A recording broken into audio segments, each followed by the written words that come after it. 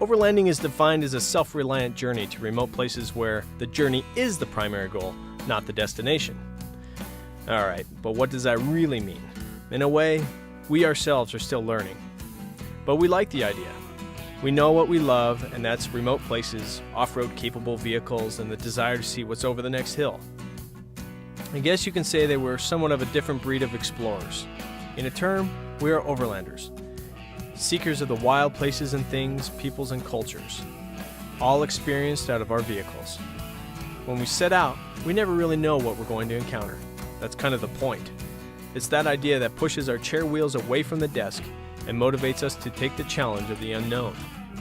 Some would say that we are a unique bunch. I would disagree. I think that we are just acting on what a lot of us would do, if we could.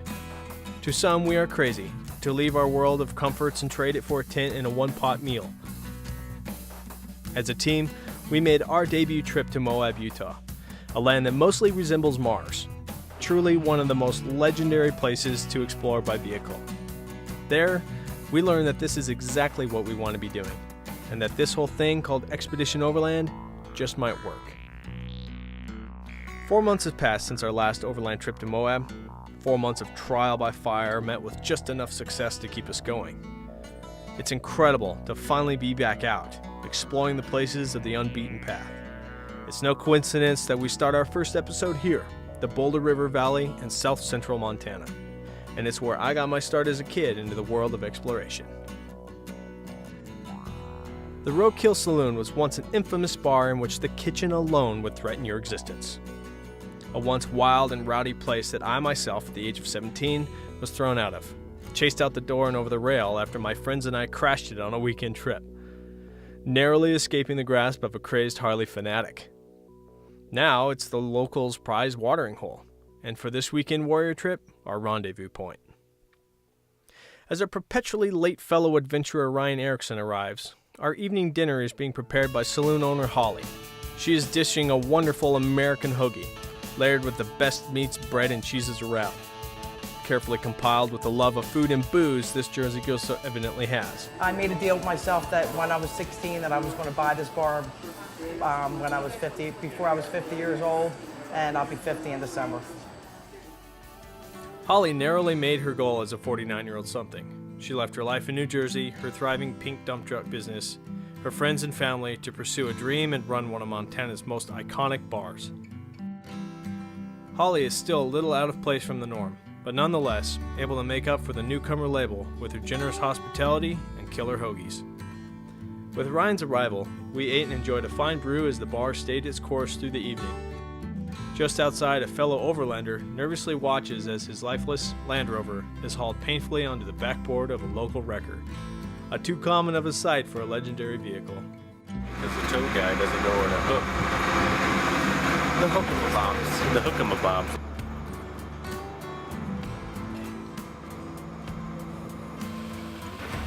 Jeff Gazy discussed the brilliance of British engineering with the fellow, as the rest of us packed our equipment, and with the night falling quickly, we head off into the awaiting adventure of the Boulder River Valley. Sadly, that's more than we can say for the other guy. I guess Overland Journal's editor-in-chief, Chris Collard, tells it straight when he said, "The best overland vehicle is the one that keeps on running."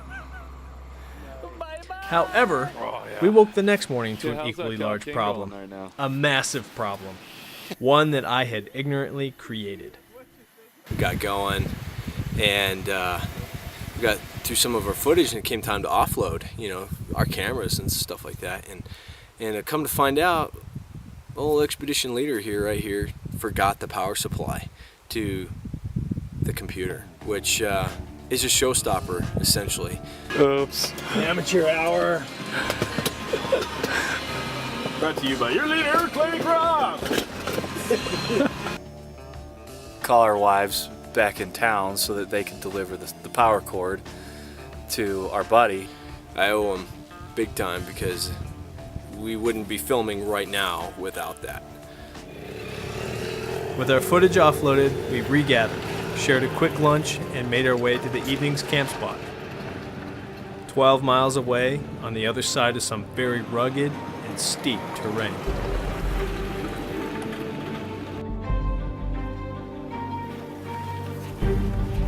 The boulder is one of those unique places to the vehicle community. It's one of the few places in the world left where you can access such remote country. An exceptional wilderness surrounds the area, and it's one that I cherish. The trail is far from smooth, and the farther we go, the road rears its ugly head. Oh yeah. There it goes. Oh, there. Oh. Ooh.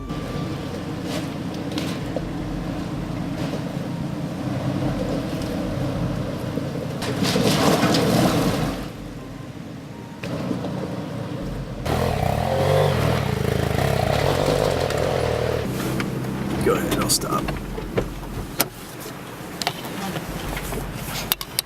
You okay? Yeah, I'm good. What happened? It's a little rocky. And, you know, that's how it goes. Man, When you you take a okay? bike this big on a trail like this. I'd been up this trail once before, about 5 years ago, and I didn't realize how rough it is.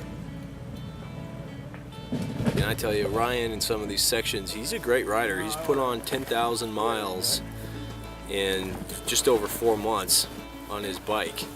And he has a long history of motorcycle riding before this too, and he was struggling. But the bike is not the only thing I've ever seen struggle up here. This road pummels lesser rigs. Busted motor mounts, bleeding oil pans, vapor-locked motors, and one flat tire after another are all common sights. However, our BFGs crawled through the worst of it, and soon we arrived at the old mill site of Independence, the very reason this road exists. As I filmed the rigs roll into the mill site, a throttled sound caught my ear. The fine sound of a 75 Toyota FJ40 Land Cruiser. A classic. Ryan Conley had finally made his way to where we were on the mountain, and my insides churned in discomfort as I approached him to see if we had our prized power supply. Did you get the message? No. I got nothing, so. What'd you say? Did you get Oh, yeah, that. the power supply? I'm like, am I gonna die at this moment in time? Ta-da! Join us for pizza tonight? I sure will. I actually brought Pudgy Pie pizza. Pudgy pie. Yeah, I brought sauce and cheese and pepperoni all in a bag and breads. And you know those flat plastic Pudgy Pie things? You guys know what those are? yeah. Campfire, like Oh yeah. griddle, put in a fire. With our future back in our hands and the remnant fears of a colossal showstopper fading, we let Ryan play hamster just a little longer on the 100-year-old running wheel. We then departed to make camp before the last of the day's diminishing light.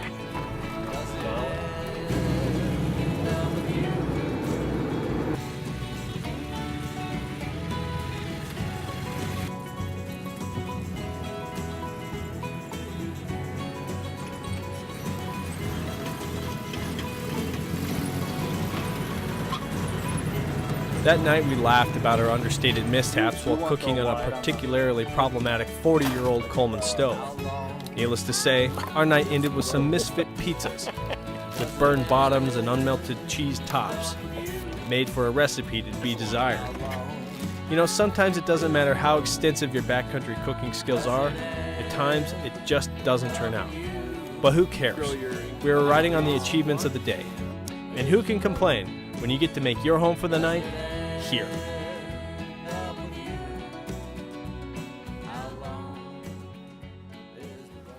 Well, today we are going to hike Monument Peak, which is that. Everybody's pretty excited. Scott's a little nervous, I can tell.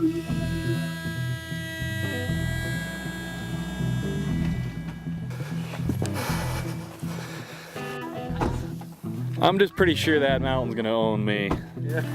Mentally ready, Scott. That's what I like. It's not so much the elevation, but the fatness. With our tails between our legs and a slight apprehension of what's before us, we said goodbye to our comrade Ryan and set up the mountain.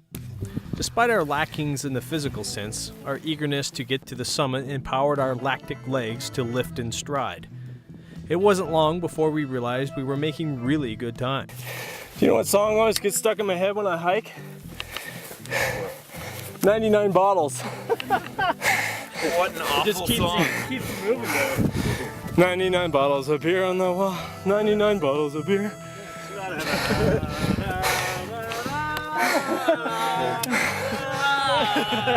I gotta say, it's a blast to get out again, be in the mountains and be adventuring.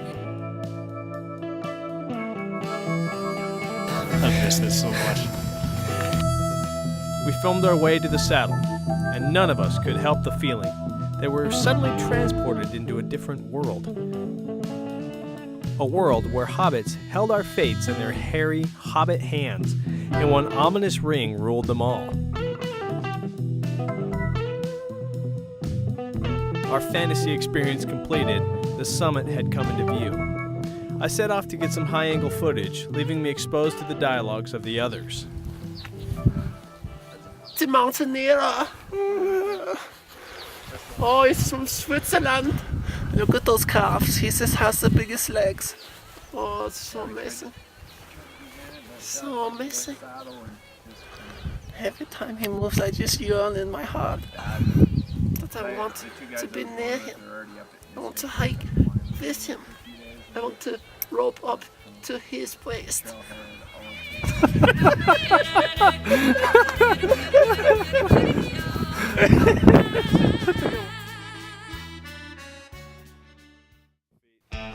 The ridge lines are exposing as we make our way up to the top.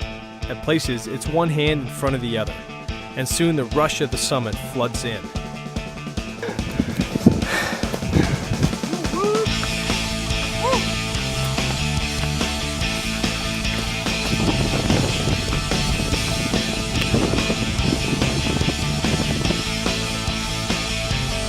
Some might scratch their head and wonder why we would do this.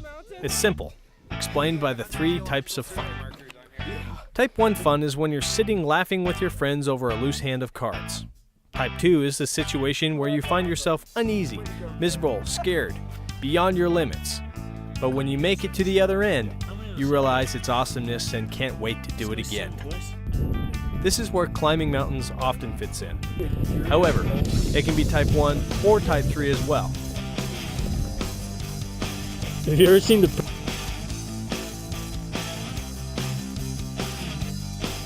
Type 3?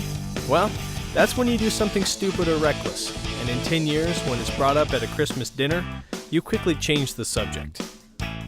I wouldn't put it past most of you out there that you already have one of these times in mind. But if you don't, and one doesn't register, perhaps you should consider getting out more. After our monumental descent, no pun intended, we spent a short time at the lake, relaxing and cooling off. When we had our scenic fill, we headed back up the road to a section that had Ryan a little concerned. This section is tough. It's loose, sandy, steep, and has an S-curve for additional flavor. It's almost impossible to pick a strategic line. Ryan was to go first, and a wrong move could have serious consequences.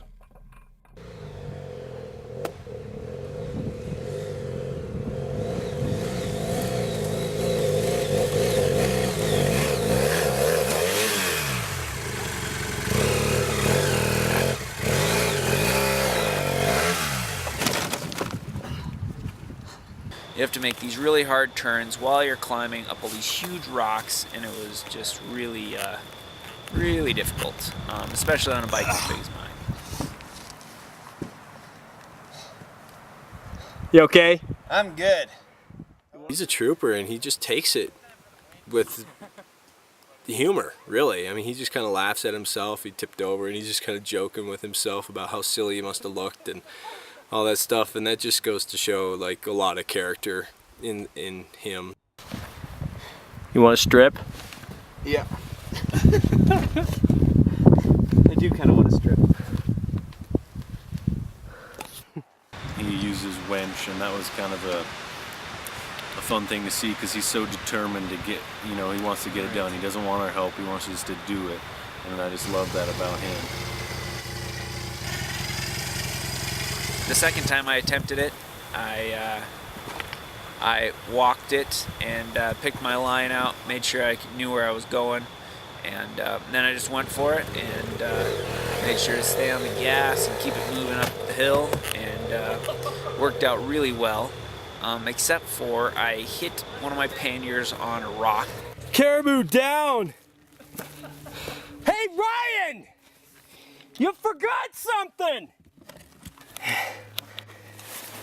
I just bent the shaft there. We'll try to hammer it back, but I do have a spare. They recommend keeping a spare for this exact instance.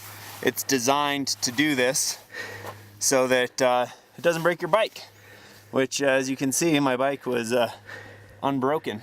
So that's the important part. It's better to have a $20 piece bent than a several $1,000 subframe of your motorcycle bent. So, good to go. With the worst of the roads behind us, the weather, which had held off all day, was quickly becoming the next factor. We're trying to get down here before the storm comes.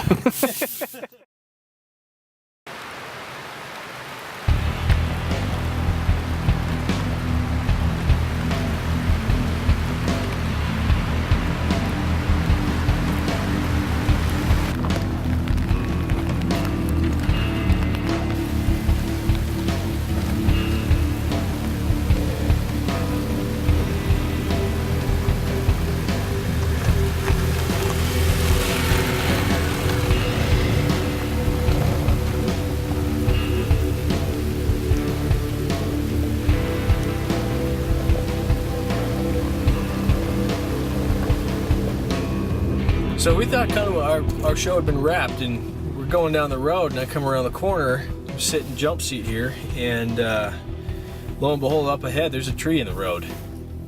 Somebody had tried to knob off the top of the tree and turned it back. It looks like they had a pretty dull hatchet to do that with. Would they gnaw it with their teeth? Go woodchucks!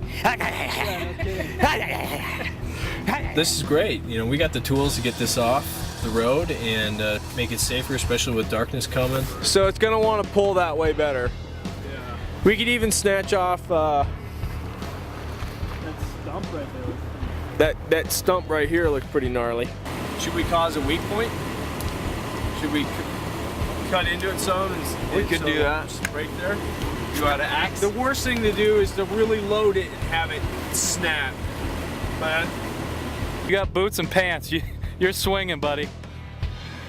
your arms aren't tired. You know how much these boots cost? You know how much my feet cost? I'm thinking the whole time, like, okay, this is either gonna be really bad or gonna work. You know, as I think in my head, I'm like, that seems like a good idea. Create a weak point. Let's break this thing. This is, a big old tree moving through the woods with a winch. So what we're doing here is, it's called a snatch block. Basically, it's a pulley. It is a pulley. This is the ARB snatch block. It's greasable. The snatch block is like essential to your winch gear. Without it, you can't pull from obscure angles. If you find something that is going to be a pretty tough pull, it helps you pull more cable out of your winch, because the more line you have out of your winch, the better your winch performs.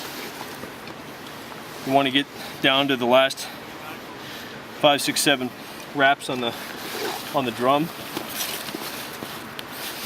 So anyway, pulley will actually double your pulling power. How many wraps? 5. So the whole idea here is to wrap 3, pull 2. Take these 2 and you pull hard on that. And you can see I can pull as hard as I want on this, and this knot isn't taking any of the load.